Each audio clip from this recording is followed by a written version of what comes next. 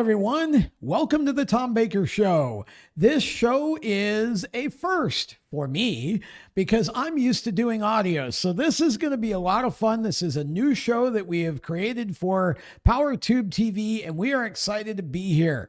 This show will cover a mix of motorsports and cars, and it will cover a wide swath of topics and stories. We'll have personalities from throughout motorsports and the automotive industry as we go along.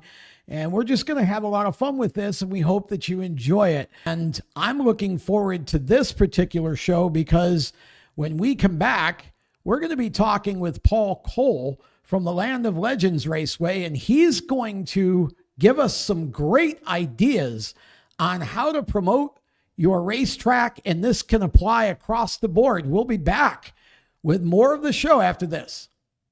Attention track and series owners, elevate your fan experience with the TrackTune app. TrackTune works with your PA system. Fans and teams at the track can hear the announcers through their phones, ensuring everyone hears race calls, sponsor plugs, and more during race nights. It's simple to set up, affordable, and free for fans to download and enjoy. Visit tracktune.live for all the details and join tracks nationwide on the app today. Welcome back to the show. Tom Baker with you, and we are joined now by our special guest for the evening. Paul Cole is a distributor and a refurbisher for Champion Power Equipment. But the reason he's on this show is because he is also the promoter for a really cool little dirt track that's been around a long time up in the Western Finger Lakes of New York, formerly known as Canandaigua Speedway. It is now Land of Legends Raceway. And Paul and his team are doing some really amazing things and exciting things that if you're a promoter of a track or a series, you might want to adopt some of these ideas. So let's get right into it. Paul, welcome to the show. Thank you for taking the time to come on and talk to us. First of all, tell us a little bit about who you are and what your background is and how it came to be that you ended up as the promoter of a dirt track in Western New York. Well, I wear a lot of different hats over the time. I've worked for Congress. I've run a restaurant, and then got into selling Champion Power Equipment. We're a distributor and refurbisher for them. We have locations both on the West Coast and on the East Coast here in Newark, New York. I just recently took over and started promoting and operating a drive-in. Something that's been closed for 40 years. Okay. So we do a lot of cool things. But about 7-8 years ago, I was currently a sponsor at what was then Canandaigua Motorsports Park, and sponsored Victory Lane, and we were there primarily to sell generators. Every race hauler out there needs a generator, a pressure washer, and a winch, and those are all products that Champion's heavily into selling. And what better way to meet your market than to go and advertise right in front of it?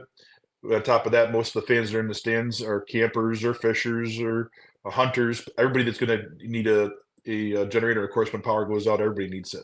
For sure. So that was a primary target for us, and that's why we got involved with sponsoring racetracks. As it came along, the promoter there decided he wanted to go on and do other things. The Ontario County Fair Board, who owns the facility, looking for a new promoter, reached out to me and asked if I was interested, and I thought it'd be a good opportunity to get back to my roots. I kind of grew up in a motorcycle family. We were all around racing as kids. A whole lot different with the dirt track, but the general principles are the same. Okay, so when you took over Land of Legends, you went from sponsor to promoter. What were some of the transitions and the things that were sort of unique, and what maybe did you struggle with at first or feel like you had to learn when you first went from one role to the other? Because that's a pretty big jump. Well, there's two big obstacles. One is actually running the racetrack, how to put the track in, how to manage the flow of the system, finding the right purses, and of course, solving the woes of where the track has been in the previous years. Typically, people don't leave businesses if they're going well. So it's kind of getting things adjusted and going in the right direction. The second part of that is learning how to promote. it's not always about the racers. Sometimes you're trying to attract more racers and trying to attract more fans. In order to do those things, you obviously need to have more drivers. Or, I'm sorry, more advertisers. And figuring out balance is what seemed like it was really easy. Took a little bit of time to go through that learning curve. Yeah, I'm sure it did. Now, I want to talk about the name for a little bit because I think most of us, and I was certainly under the assumption that Land of Legends was referring to the legendary drivers that competed there in the past. You've had so many of the best of Northeast dirt modified racing and other forms of racing that have competed at Canandaigua over the years and made it their home, and you still do. And we'll get to some of the drivers when we talk about the live stream later, because you've got at least one big name driver who's not U.S. born and raised. But talk a little bit about what Land of Legends actually means to you, because it's something a little different and it's pretty cool. Well, the original moniker was, because all the best drivers raced there, just like you said. Tom Skibinski, kind of coined it the Land of Legends, and that was the nickname that it had for many years. The reality of it for me is legends are stories, and people forget that that's what they really means. And to me, the stories that are important at the racetrack aren't always the racing. Sometimes it's the person you met on the bleachers next to you. Might have been your first date. It might be the smell of the hot dogs or the taste of the fried dough. It might have been the cool lightning strike or rainbow that happened over the things that happened at the water cooler on Monday morning are the stories that you told from the weekend. Yeah. And that's what experiences of going out to the racetrack is all about. It's not always the racing. Certainly at many nights it is. That interesting accident. That last second pass. Those are the stories we're here to tell. But the stories that the families make, the memories they make for generations, those are more important. And that's to me what the Land of Legends means.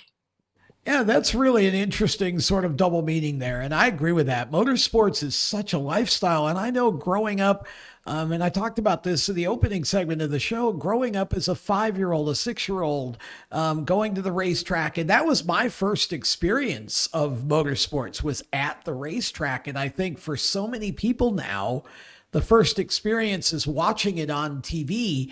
And as much as we try, TV just does not do motorsports justice. You can't replicate, like you said, the smell of the hot dogs. You can't replicate the collective energy of being in a grandstand with, a few thousand other passionate race fans and actually seeing the cars and everything up close in person on a Saturday night. You just can't replicate all that. And so it's the stories and the memories and the lifestyle of the sport that really make it special, right? So Land of Legends really is a cool double meaning. Absolutely. And, I got questioned at first because people are upset that I was taking away the Canandaigua name. But really, Canandaigua is the location, and there's a lot of history that goes along with knowing you raced at Canandaigua Speedway. But again, the importance of telling those stories, again, sometimes the racing's not the best thing to happen that night. And, that's okay, because the next night it probably will be. Yeah. Well, and again, when you're there, it's really just all about the sensory overload that happens, collectively over the course of the night and all of the stories and hanging out with other people and all of that. So it isn't just the racing, but the racing obviously has to be good. And at Land of Legends, it always is. Now, you've got something that you call the three-legged bar stool that you've kind of thought about in terms of the marketing aspect and promoting the racetrack. What is that? Well, I came from the business world more than I came from the racing world. And it's important that for a racetrack to be successful, it's not about just the racing. If you're focused on just the racing, you're missing the other two important parts. We can easily put 5 cars together, some down the local interstate. They all can put $500 in and see who can get from one exit to the other faster. That's a race. There's no doubt about that. But it does not behoove the benefit of the fans. And when you have fans watching that racing, now you have the ability to monetize that so that the guys racing are not putting their own money in. A lot of tracks run basically on a back gate mentality, where they're just trying to collect the money from the pits and just basically redistribute it back across, and they don't worry about the fans. Well, that's going to be a short-lived opportunity. The three-legged stool is the fact that you need to have equally strong drivers, fans, and advertisers. Okay. When a racetrack is put together, the idea is for the promoter to make a little bit of percentage off of putting those three things in the same platform. You know, if we can get great drivers out there racing, then we can fill the stands full of fans. We can fill the stands full of fans. We can sell to advertisers because they want their eyeballs to sell their products. When all that money starts to come in, now we can take the money that we've brought in and steer most of that back to the drivers.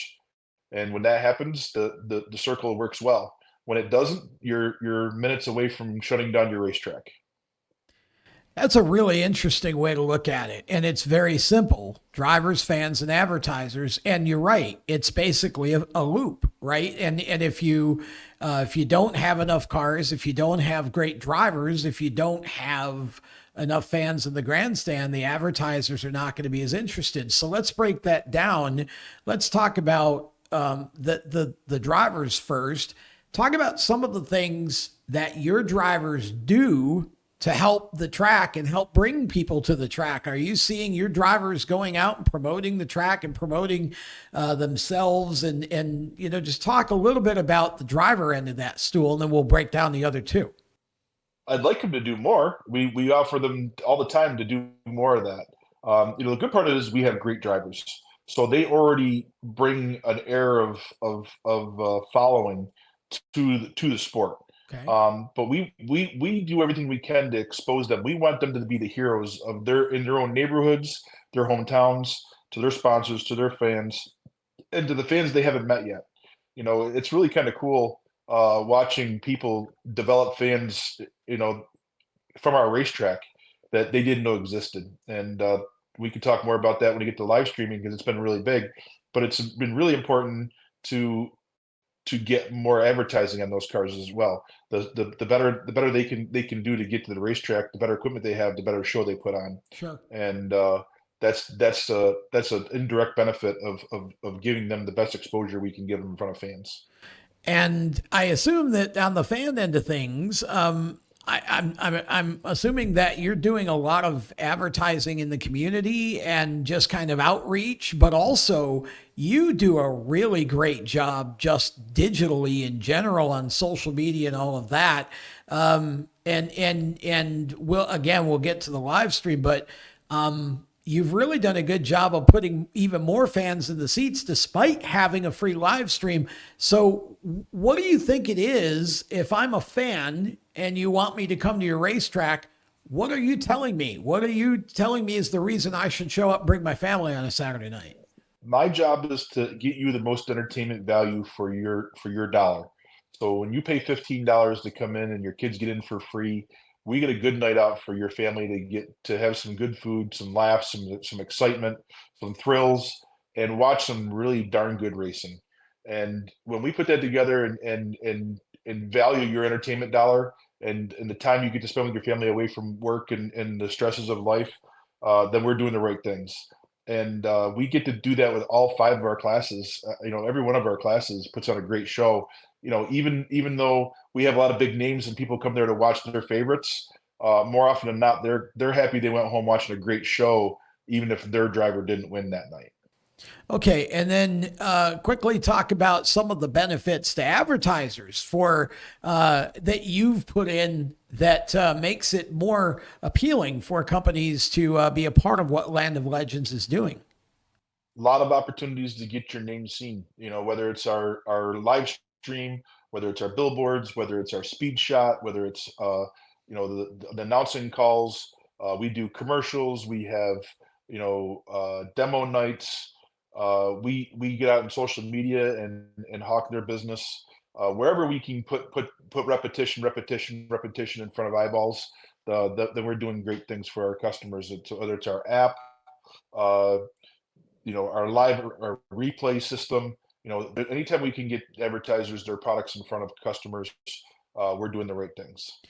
Yeah, there's no question that, and there's a lot to unpack that you guys do on a weekly basis at the track and also during the week that kind of brings that whole three-legged bar stool into play with drivers, fans, and advertisers. I want to real quickly, though, hit the 50-50. It's something you do with the 50-50 that's very different from what most tracks do. Talk about that. Yeah, our 50-50s all go to charity. We bring in a charity every week, not-for-profit organization. Maybe it's a little league, maybe it's the 4-H, the disabled veterans. We do the dirt track motorsports museum. Anything that we can do to help a charity in our community give back to those things. It's a win-win for everybody. We're able to make people feel good about having a racetrack in their community. They realize we're not doing just taking money out and spoiling the air or the dust, the noise. Just be a good steward, a good neighbor, and when we do that, everybody wins. And we help expose those things as well. We have a full production facility, so when we interview the CEO or the representative from that organization, or even some of their members, they get to share that with their social media, and it's a good thing for them to get exposed and connect people to services or to opportunities for their agencies as well. More with Paul Cole and the Land of Legends Raceway short track promotion coming up after this. Attention track and series owners, elevate your fan experience with the TrackTune app. TrackTune works with your PA system. Fans and teams at the track can hear the announcers through their phones, ensuring everyone hears race calls, sponsor plugs, and more during race nights. It's simple to set up, affordable, and free for fans to download and enjoy. Visit tracktune.live for all the details and join tracks nationwide on the app today.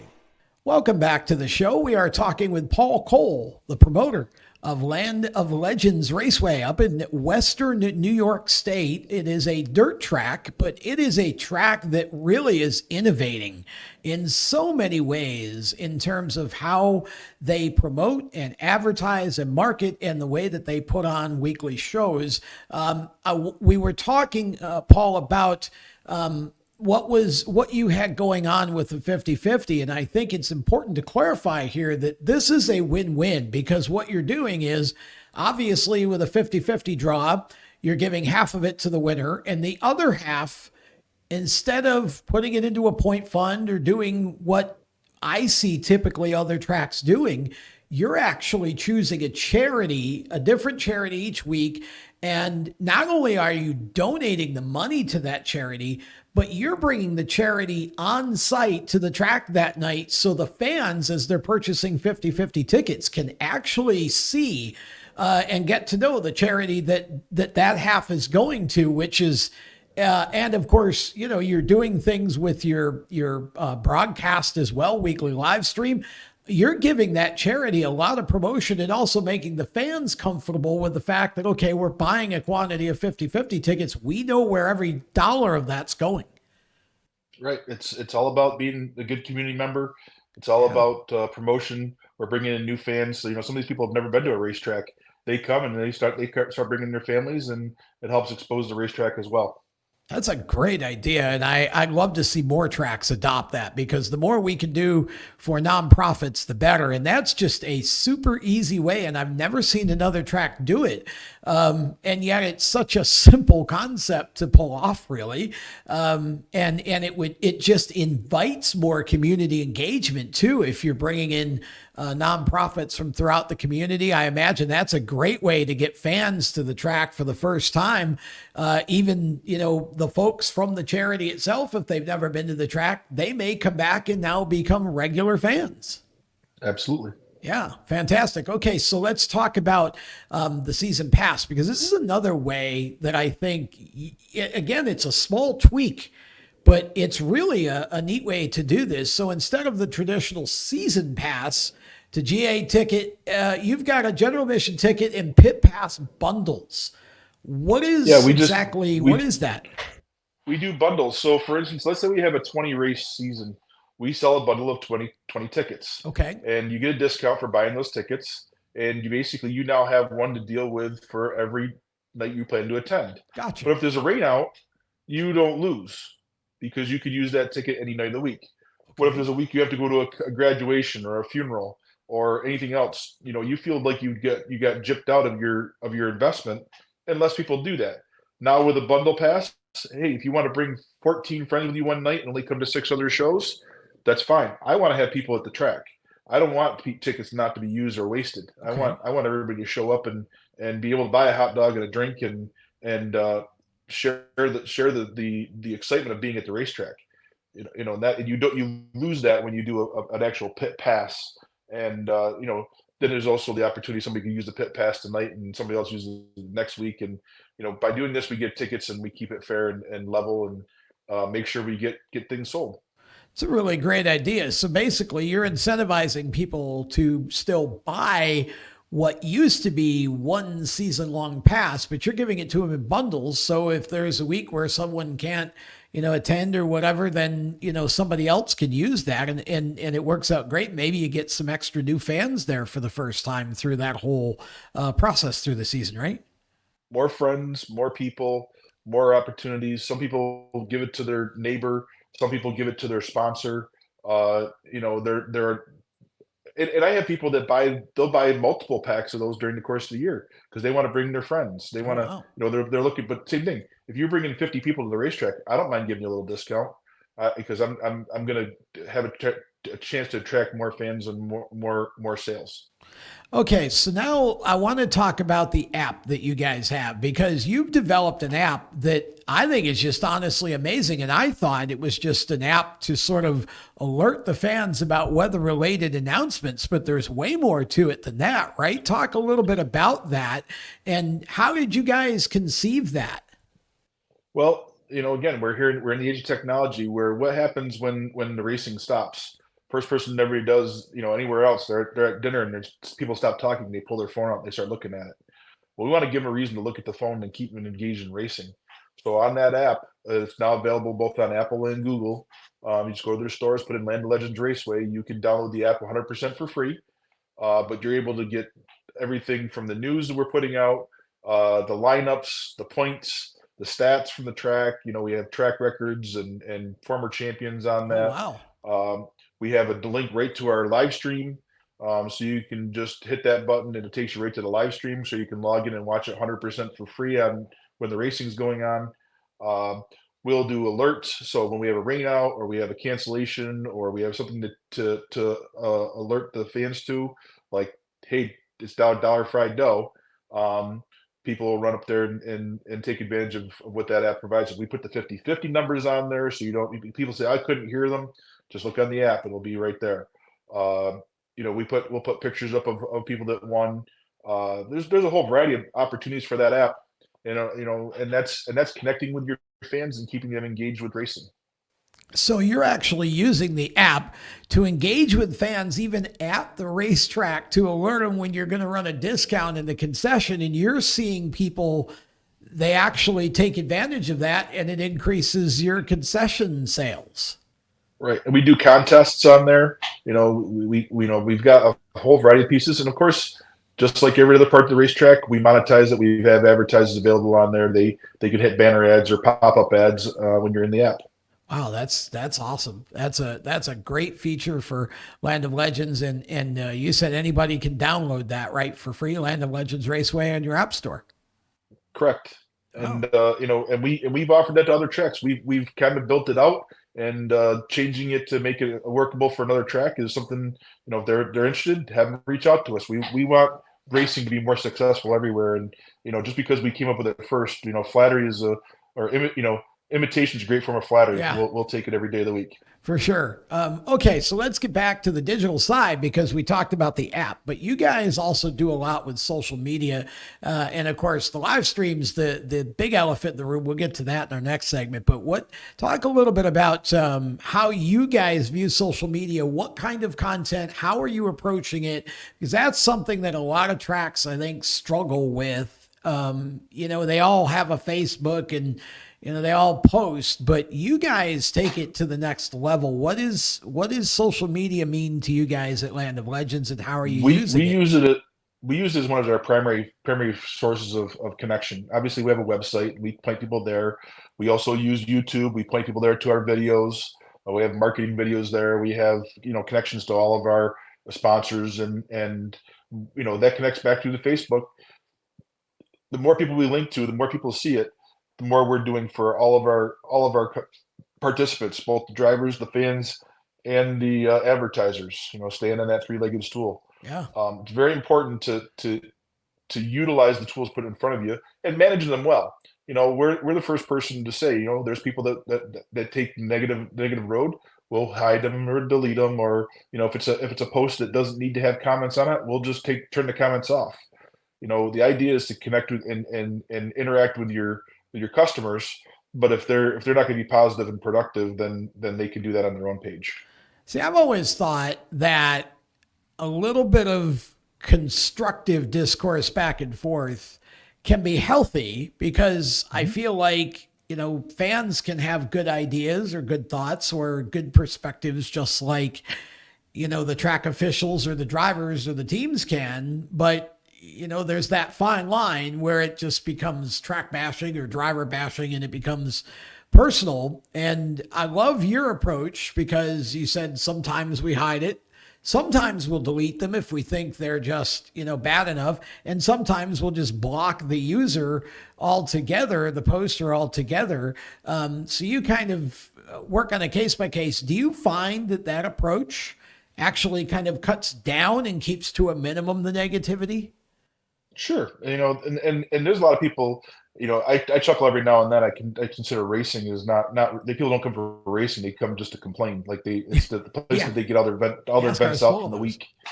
It's complaining. But it's okay. It's real. It's real life. It's real world.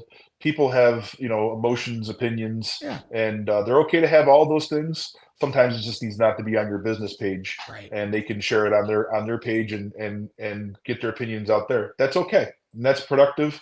And we also have to remember that although it's real, it's still a virtual world, and not everything there is either true or accurate, and sometimes it's taken out of context, and you just have to take it for the grain of salt.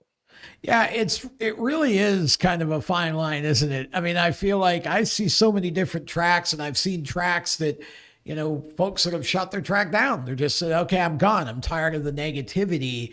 And I always feel like, to a certain degree, and I don't want to poo-poo on anybody's, any promoter's opinion, or I understand it's a tough deal. It's the internet makes it real easy for people to have opinions and not feel too accountable for them. But how have you found, in terms of, because I know you, obviously when you came in, a lot of this stuff wasn't in place. So how have you found the whole internet approach with you combined to work for what Land of Legends is doing? And what would you say to other track promoters or series promoters about how they can sort of take from your approach? What would you teach them? Use it to your advantage everywhere you can. Minimize where it damages you, but you utilize all the opportunities. We do enough volume on there that Facebook now, they monetize us. We can get a return from Facebook and YouTube. They send us a check every month, for the amount of views and people Wow. that we see through that. There's a lot of value. There's a lot of access. There's a lot of repetition. It's not a bad thing. You just have to manage it just like you do anything else. And if you get lazy and you don't manage it, it can be a problem that's no different than taking care of your checkbook. About 2 minutes left. I want to hit the kids program part of this, because again, this is a great innovation you guys have. Talk about first the Little Legends Kid Club. Well, we're all about the kids. So anybody under the age of 16 gets into our grandstands for free. We don't charge them. Nice. Only for our big races. Our pits, we have programs where people can buy season pit passes for their kids at a much rated discount. We do that because we want families to be able to bring their kids into the racetrack, but we still have to protect them. But then we have things like the kids club. We have Replace the Rooster, where we'll put kids up to be able to start a race. We have Power Wheels races. The only way you're going to make the next generation is to make them excited to be at the racetrack. and we're not monster trucks where the trucks go solid for 90 seconds or 2 minutes and they stop, and the kid's attention span is gone. We have to try to keep them engaged the entire evening. Well, and putting in those other pieces are important. You've got some great ideas there. I want to know more about Replace the Rooster. First of all, I understand the junior flagger program. I think that's cool that kids get to actually start the race. But where does the rooster part come in?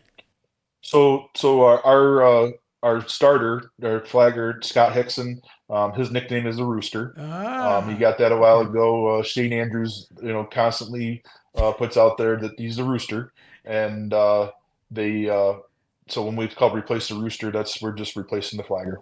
Shane is the master of nicknames. Shane Andrews has a nickname for everybody, and he is one of the best race callers I have ever heard. And I was fortunate enough, obviously being born in Central New York and coming up in an era when he was just getting started, and watching him progress and do the things he's done in the sport is amazing. And that's really cool. So you've got the junior flagger program and the Power Wheels races, just a lot of ways. Besides, I mean, I see a lot of tracks like in my area, they'll have what they call a kids meeting, and it's a giant candy drop.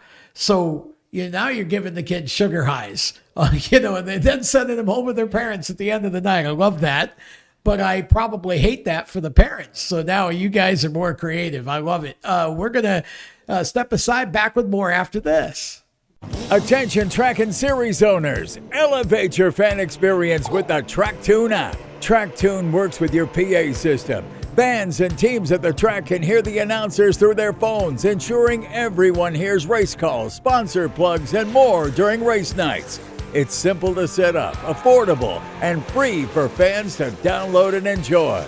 Visit tracktune.live for all the details and join tracks nationwide on the app today. Welcome back to the show. Our final segment for the evening. Paul Cole still with us, the promoter of Land of Legends Raceway. We've got two major topics that I want to cover in this final segment, and I want to get straight to what I think is the biggest thing and the coolest thing that you guys have done, because I was among those when we first went to live streaming video from racetracks to say, this is not a good idea. This is going to make it easier for fans to stay home. And I am very happy to eat crow. I'm happy to be wrong about this. You have turned that whole concept straight on its head and proven me to be a fool, and many others along with it. So how have you done that? You evolved from the typical sort of pay-per-view model to a free live stream each week that you're producing with your team in-house on your Facebook, and you're getting over 10,000 unique views each Saturday night from across the world. How in the world did you do this? Well, we borrowed a little bit from the nice people at Schweeken up in Canada, yes, who do it on Facebook. They have 3 million people in their backyard, and by putting on Facebook, they found that their grandstand started growing. And I said, well, that just only makes sense. Nothing is more productive than the Costco or BJ's method, where you grab a piece of bag of chips off the shelf and you put it out and you demonstrate it and you say, here, try this. Yep. And typically people will take that stuff home and they buy it again and again. Well, that's the only way we're going to get more fans in racing, is to get more fans to show up. And talking about it on TV ad or a print ad or radio, whatever that is, not very many people are going to make an appearance on watching a night of racing unless their friends drag them along. So we had to find a way to expose drivers and teams and our sport to the masses. And we were live streaming. When I first started, they said, we're in the digital age. We need to. We already recording it just for liability purposes. Yep. So then we started to put it on our video board, and they said, okay, we got a few ads out there. We're producing for the people that are already here. They're getting to watch replays. They're excited. But then we started live streaming, and we were doing it pay-per-view, and it was doing okay. But when you're selling at 80, 90, 100 pay-per-views in a night, you're doing an awful lot of work to make very little money. And again, the advertisers we wanted to reach out to, they're like, well, how many people are watching? And the numbers were, very sad. They don't want to pay $500 for an ad when only 100 people are going to see it. Yeah. So we took a step back, looked at the Schweeken model, and said, let's give this away. and everybody looked at me and said, "Are you crazy? We're not going to sell more hot dogs. We're not going to sell more beer. We're going to more people are going to stay home." And I said, I bet you I'm right." And of course, it's kind of my playground. I be able to put the money where my mouth is, and we bought all the equipment necessary to do that. And in our first year, we expanded quite a bit, and then we immediately saw our attendance jump almost 20% in the first year. Wow. And it continues to grow. Here we're in our third year of absolutely 100% live streaming, and we're over 10,000 viewers on an average night. We also simulcast it. We give it to Dirt Vision simulcasted for free, and to their subscribers. Because again, we want more people watching, and we've had people in 21 countries around the world, including Australia, where we have Peter Britton. This year I'm sure we'll see a lot more people watching. Matt Williamson and Dalton Slack coming down from Ontario. We will continue to expand that growth, and the important part of that leg is getting more viewers. We get more viewers, we're going to get more advertisers. Get more advertisers, we get more cars, and it'll continue to build all the way around. So I want to clarify for those who are watching this or listening to it. I want to clarify that when you're a part of a live streaming network like Flow Racing, for example, you're making an agreement to put your shows on Flow, and somebody pays, $150 or whatever it is a year to watch Flow Racing. You're not getting 100% of somebody's revenue who's tuned in just to watch the Speedway. You're getting a cut of a percentage of the revenue that comes from the amount of people who watch on Flow or Dirt Vision or wherever it is. Whereas this way, you basically turn that on its head and said, well, if we just give it away for free, we're doing two things. One, we're actually showing people exactly what we do on Saturday nights, which is a great form of advertising. But you're also then recouping revenue from advertisers because you've got way more people tuning into the broadcast. So now you've got advertisers actually coming to you wanting to be a part of the broadcast, right? Not only do they come to us, they also come to our drivers too. Our drivers are seeing a record number of new advertisers as well, which is good for the sport and good for them. We want to raise the purses, but most drivers are going to make more money off their advertising in their sponsorships. And when they're more successful, they have better equipment, they get better racing, they're more able to come to the track. They choose to come to our track because they get exposure for their advertisers and for their sponsors. It's good for us as well, and of course, then means we have great fields, and our track's full of fantastic drivers in every class, and they're getting big name sponsors from around the country and around the region back into Northeast motorsports racing. It used to be really big in the 90s. You went to Super Dirt Week, you saw the biggest names in the country sponsoring those cars. And unfortunately, as the fans have trailed away, so did the money from those advertisers. And now we're at that window where we're showing them there's a lot of eyeballs to be seen there.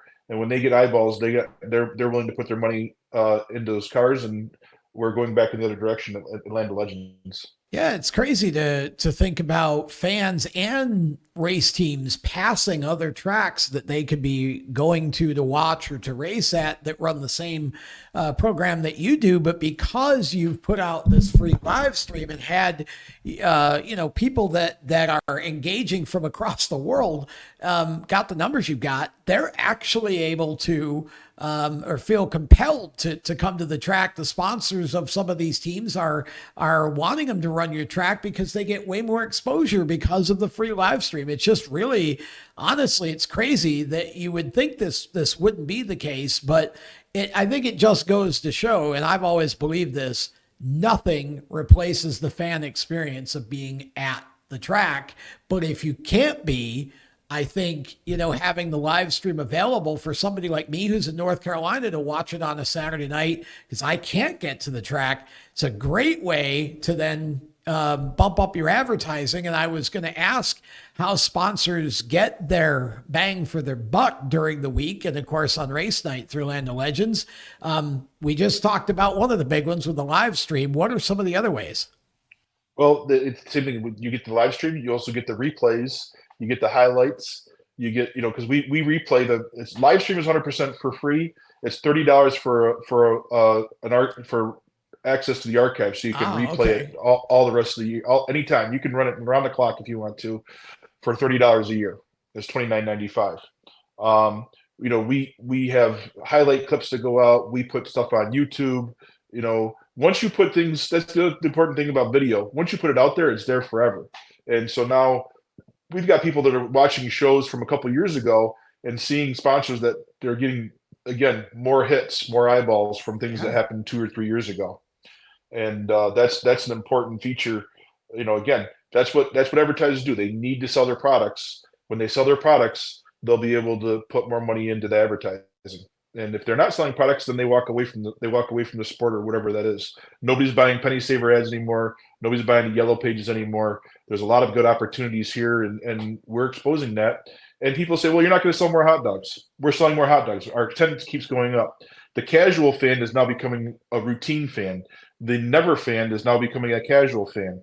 And the other part about that is some people can't be in the track every week. Even if you're a casual fan, you'll still stay in touch with us, what's going on the weeks you can't be there, whether you have to be at a graduation, a wedding, a funeral. You got on vacation. The wife says, we're going fishing this week, and no ifs, ands, or buts. But they're able to chime in for that couple hours and get their racing fix and stay up on top of it. And that translates to what happens in a lot of other sports. People never wanted to go to Talladega until they saw it on TV. Talladega is a nice track out in the middle of nowhere, and the mosquitoes are as big as the cars sometimes. But if you would never just pick up and go to that track without having seen it on TV. And now they've got people that mecca there every year to enjoy watching them. No different than the Yankees. The Yankees had probably one of the largest fan bases in the country. Sure. Yet they only have 57,000 seats. So they certainly can't try to sell that out every night, but they want to sell it out routinely, and they're able to charge a larger fee. But they make a ton of money off their advertising revenue, and you can watch it on most any network for free. Okay, so what do you tell a track promoter? We've got about 2 minutes left. What do you tell a track promoter who says, "Oh, all this is great, but hiring a staff and buying all the equipment for the live stream and all that sounds very expensive as an investment." So how would you respond to that if a track promoter was having that conversation with you? The same way I tell the drivers. I said they go out and they hire somebody that does their shocks. Go find somebody that does it. You go out and you hire somebody that does your accounting. Get somebody, go hire somebody that does it. The things you don't know, you hire. And if you think they're not important, there's people that hire attorneys to go look over contracts. They're important. And if you're going to leave them on the sidelines, then you're only costing yourself money. Well, that's really true. And it's it's really the old adage, if you want to make money, you have to first invest it. And if you put it in the right places, your three-legged bar stool is really a great model to think about and try to make sure each one of those legs is solid because they all work together, drivers, fans, and advertisers. And it sounds like you guys have just really done some, and it's not always so much geniusry, it's just smart thinking about how do we keep our fans engaged and how do we go about doing things. You don't have a big advertising budget because you've spent it on the live stream and all of that, and that's doing all the work for you. Yep, there's no better thing than investing in your own product. If I went to buy a TV ad, I gotta hope that if I buy $1,000 TV ad that I get at least 90 people to come every week to make up for that. Chances are I won't. Whereas if I invest it in myself and I give it away and I make an advertising revenue out of that, now I've basically paid myself for my advertising, and it continues to grow. Yeah, for sure. It's a great way to look at it. And I'm sure there's a lot that track promoters can learn from this. We hope that we've put some good information out there. I'd love to have you back at some point to delve into some of this more deeply. In about 20 seconds, where can we follow Land of Legends Raceway? landoflegendsraceway.com. Go to landoflegendstv.com if you want a free account to watch the racing every Saturday night. Land of Legends on Facebook, Twitter, Instagram.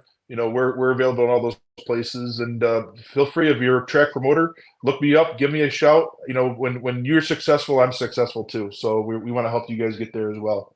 Paul Cole from Land of Legends Raceway. Thanks for being on with us tonight. And that brings the Tom Baker Show to a close. For more exclusive content, steeringwheelnation.com, at the Wheel Nation on all the socials. Until next time, I'm Tom Baker. So long.